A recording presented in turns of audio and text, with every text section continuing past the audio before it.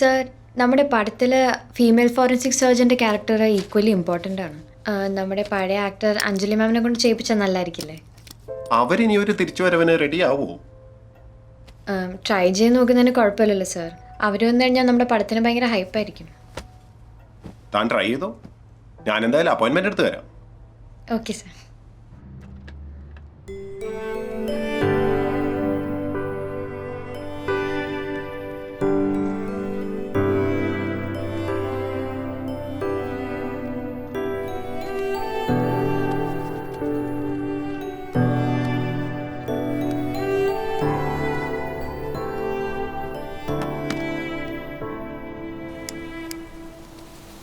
ആ ഉണ്ടടാ, എൻ്റെ പോർട്ട്ഫോളിയോയിൽ എല്ലാം ഉണ്ട്. ഹൈറ്റും വെയിറ്റും താടി വെച്ച ഫോട്ടോയും ഷേവ് ചെയ്തും എല്ലാം ഉണ്ട്. നീ ഒരു കാര്യം ചെയ്യും, നിന്റെ വാട്സപ്പ് നമ്പർ താ, ഞാൻ അയക്കാം. ആ ശരി, മെയിൽ ഐ ഡി ഞാൻ അയക്കാം. നീ അയക്കും, ഞാൻ അയച്ചിട്ടുള്ളാം. വേണോ? ഞാൻ നിർത്തിയതാ. വലിച്ചിട്ട് അവളുടെ അടുത്തേക്ക് എല്ലാം പറ്റൂല. കുഞ്ഞിനെ അത് അഫക്റ്റ് ചെയ്യുമെന്ന് ഞാനൊരു ബുക്കിൽ വായിച്ചായിരുന്നു. നീ ഇപ്പം ഈ ബുക്കൊക്കെയാണോ വായിക്കണേ? അത് വിട്. മീറ്റിംഗ് എന്തായി? 4:30 സമയമുണ്ട്. കഴിഞ്ഞ മീറ്റിംഗിൽ അവർ എസ്കലേഷൻ അടിച്ചായിരുന്നേ. ഒരു എസ്കലേഷൻ അല്ല അളിയാ, അടിക്കട്ടെ.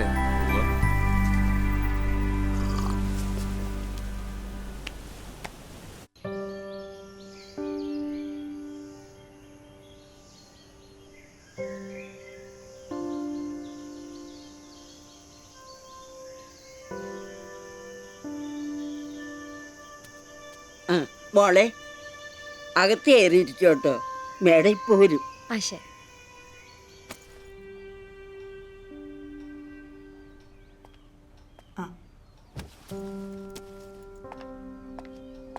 ഇരിക്കും.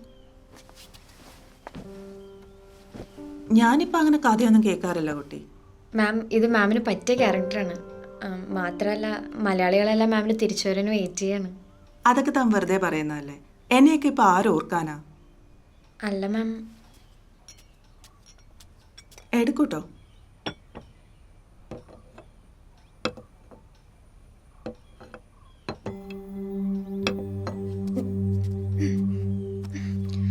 വാഷ്റൂം അവിടെയാ. സാവിത്രി അമ്മ ഒന്ന് കാണിച്ചു കൊടുക്കൂ. ഓ വാ മോളെ,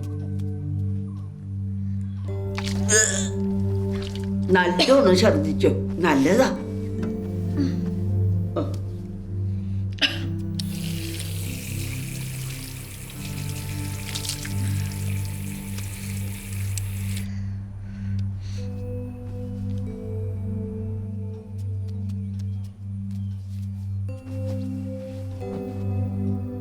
ഭയങ്കര ഛർദിലാണെങ്കിലേ ഇരട്ടക്കുട്ടികളായിരിക്കും. ഞാൻ ഗൂഗിളിൽ വായിച്ചിട്ടുണ്ട്. തനിക്ക് ട്വിൻസ് തന്നെയാ. മാം, ഞാൻ കഥ പറയട്ടെ? കഥ പറഞ്ഞിട്ട് പ്രത്യേകിച്ച് കാര്യമൊന്നുമില്ല. പിന്നെ തനിക്ക് നിർബന്ധമാണെങ്കിൽ പറഞ്ഞു.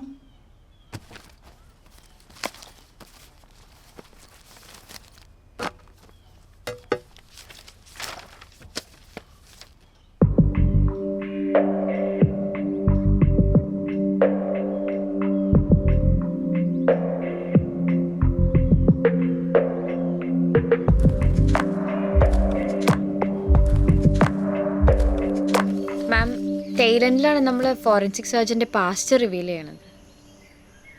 കൊള്ളാം, നന്നായിട്ടുണ്ട്. പക്ഷെ ഇത് ഹിറ്റാവണമെങ്കിൽ ഞാൻ തിരിച്ചു വരേണ്ട കാര്യമൊന്നുമില്ല. ഏതൊരു നല്ല ആർട്ടിസ്റ്റ് ചെയ്താലും ഇത് നന്നാവും. അത്രയ്ക്ക് ഡെപ്ത് ഉണ്ട് ഈ ക്യാരക്ടറിന്.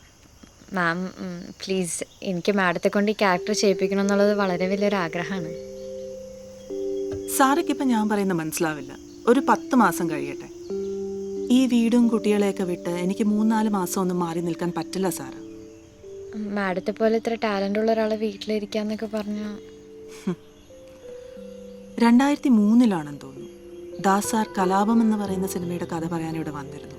അന്ന് ഞാൻ അഭിനയൊക്കെ നിർത്തി വെച്ചിരിക്കുകയായിരുന്നു. അശ്വിൻ അന്ന് 1 വയസ്സ്. ഗംഭീര കഥ, അതിലും ഗംഭീര ക്യാരക്ടർ. പക്ഷെ എനിക്ക് ചെയ്യാൻ പറ്റിയില്ല. അങ്ങനെയാണ് ആ റോള് റോസ്ലിന് പോയത്. അവർക്ക് അതിന് നാഷണൽ അവാർഡ് കിട്ടി, ബെസ്റ്റ് ആക്ട്രസിന്. അന്ന് എനിക്ക് വിഷമം തോന്നി. പക്ഷെ ഇന്ന് ആലോചിക്കുമ്പോൾ ആ അവാർഡിനേക്കാളും എത്രയോ വിലയേറിയ കാര്യങ്ങൾ എനിക്ക് ജീവിതത്തിൽ നിന്ന് കിട്ടി. അതൊക്കെ കൊണ്ട് ഞാൻ ഹാപ്പിയാണെന്ന് തോന്നുന്നു.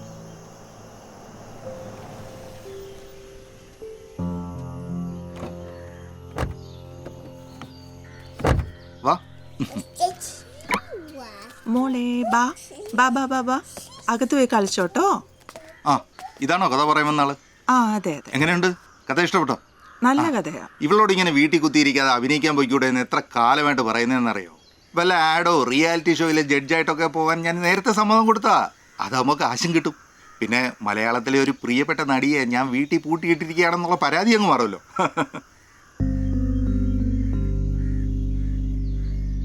സാറ് ഭാര്യയ്ക്ക് അത്യാവശ്യം ഫ്രീഡം കൊടുക്കുന്ന ഹസ്ബൻഡ് ആണല്ലേ?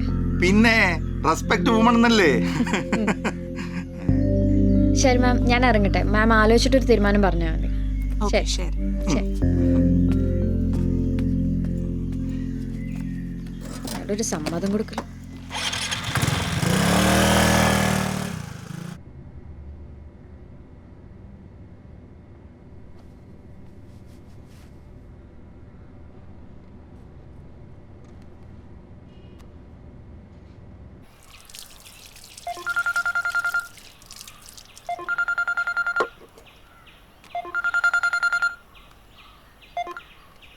ഹലോ പപ്പ ഹാപ്പി ആയില്ലേ?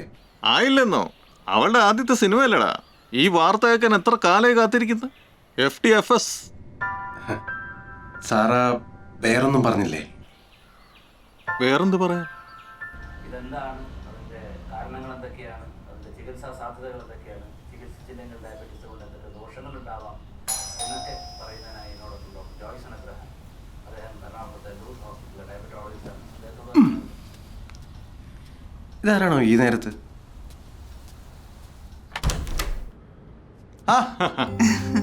സാറാ, പപ്പയും മമ്മിയും അകത്തുണ്ട്. ഇപ്പോഴാണോ വിൻസെന്റ് വരാൻ തോന്നിയത്? ഒരു നല്ല വാർത്തയൊക്കെ അറിഞ്ഞിട്ട്. അതെ, പറമ്പിൽ കുറച്ച് പണിക്കാർ ഇരിപ്പുണ്ടായിരുന്നു. അതാ അതൊക്കെ വിട്ടേച്ച് വരാൻ ഞാൻ പറഞ്ഞു. ഞാൻ ചെന്ന് എന്തേലും ഒരു മധുരം എടുത്തോണ്ട് വരട്ടെ. സന്ധ്യയും പിള്ളേരൊക്കെ എന്തോ പറയുന്നു? സുഖമായിരിക്കുന്നു. പിള്ളേരെ കൊണ്ട് വലിയ ശല്യാന്ന് തോന്നുന്നു. രണ്ടും ഭയങ്കര പോക്കിരികളല്ലേ, മാനേജ് ചെയ്യാൻ.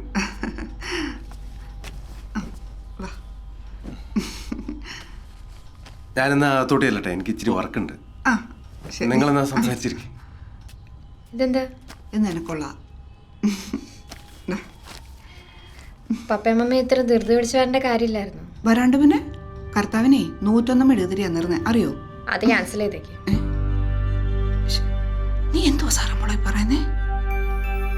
മോളെ മികച്ചല്ലേക്ക് ഞാൻ സംസാരിക്കും. എന്താടേ പപ്പ പറയട്ടെ, വാ.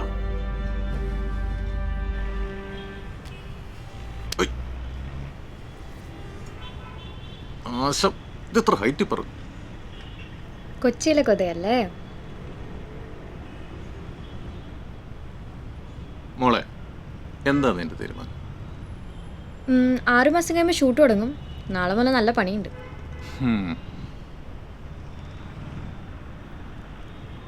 ജീവൻ ഓക്കെയാണോ? ഇത്ര നാളും കുട്ടികളൊന്നും വേണ്ട, നമ്മൾ രണ്ടുപേരെ മാത്രം മതി എന്നൊക്കെ പറഞ്ഞവനിപ്പോൾ ആലോചിക്കണം പോലും. മോളെ, കുഞ്ഞുങ്ങൾ വേണ്ടാന്ന് നോക്കാനുള്ള തീരുമാനം വളരെ എളുപ്പമാണ്. പക്ഷെ നീ ചെയ്യണമെന്ന് പറയുന്ന ഈ കാര്യമുണ്ടല്ലോ, അതത്ര എളുപ്പം തീരുമാനിക്കേണ്ട വിഷയമല്ല. പപ്പ, ജീവൻ്റെ കരിയറൊക്കെ ഒരു നിലയിൽ എത്തിയപ്പോഴാണ് ഈ തീരുമാനം എളുപ്പമല്ലാണ്ടായത്. ഇനി മുമ്പായിരുന്നെങ്കിൽ ഇങ്ങനെ ഒരു സംസാരം പോലെ ആവശ്യമില്ലായിരുന്നു. മോളെ, ഇതോടെ നിന്റെ സംവിധാന കരിയർ ഇല്ലാതായി പോകുന്നില്ലല്ലോ. പപ്പ, ഞാൻ സിനിമയ്ക്ക് വേണ്ടിയാണ് ഇത് വേണ്ടാന്ന് വെക്കണമെന്ന് വിചാരിക്കുന്നത്. ഞാൻ ആരും മനസ്സിലാക്കിയെങ്കിലും പപ്പയെങ്കിലും എന്നെ മനസ്സിലാക്കുമെന്ന് ഞാൻ വിചാരിച്ചു. എല്ലാവരും ഒരേപോലെയാണ്, അല്ലാന്ന് വിചാരിച്ചാൽ ഞാനാ വീട്ടിൽ.